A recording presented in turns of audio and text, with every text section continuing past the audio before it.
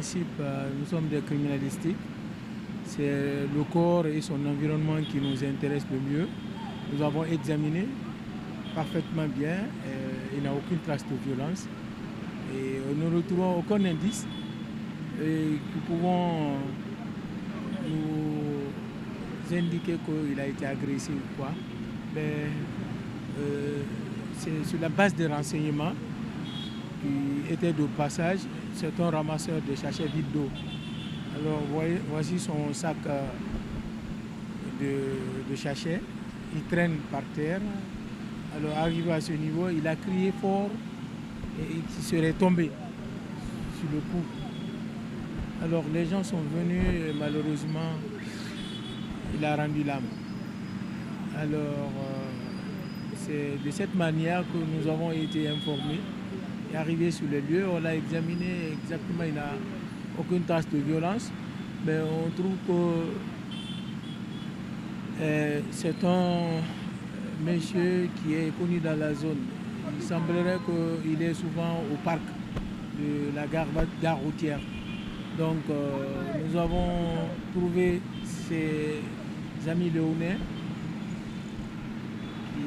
auxquels on lui a donné de l'argent pour aller chercher ses frères qui sont là-bas. Il semblerait qu'il est guinéen, qui serait originaire de Farana et il a un prénom Amara. Donc nous attendons l'arrivée de ces gens pour pouvoir l'identifier parfaitement et sur l'instruction du procureur et qui nous dit de le déposer à la médecine légale pour déterminer la cause réelle du décès. Et selon les indices, les riverains qui étaient sur place, ils l'auraient aperçu aux environs de 7 heures vers la corniche, mais qui ramassaient les sachets d'eau. Ces endroits, on ne sait pas ce qui se passe là-bas, ben, les gens passent là-bas faire un coup d'œil avant de sortir, quoi. Et ça permet de les booster pour qu'ils puissent faire correctement bien leur travail. Mais lui, de Corniche Coléa, il a commencé pour aboutir vers là. Et sa dernière poubelle visitée, c'était en bas de l'immeuble. De là, il est venu par ici. Et malheureusement, il aurait crié fort avant de se renverser par terre. C'est de cette manière qu'on nous a décrit. Mais nous, on a examiné le corps, on n'a aucune tache de violence.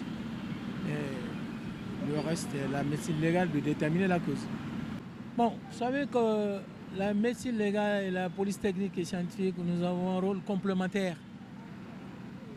Alors, nous examinons le corps, son environnement. Eux, c'est les dommages corporels du corps. Alors, nous ne pouvons pas nous déterminer.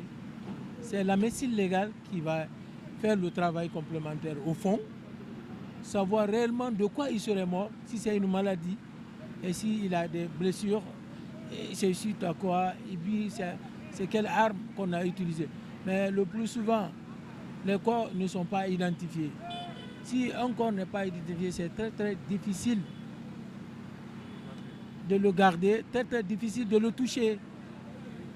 Il faut qu'il y ait un répondant. S'il n'y a pas de répondant, c'est difficile, même pour l'enterrer. C'est des problèmes. Et la médecine légale, ces problèmes-là, gardés pendant 10 ans, pendant 2 ans, 3 ans, les corps sont là. Il n'y a pas un répondant. Quand tantôt on appelle, il est burkinabé, il est nigérian, il est guinéen. De qui, de où?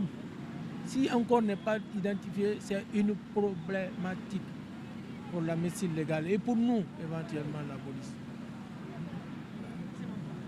C'est à moi de vous remercier.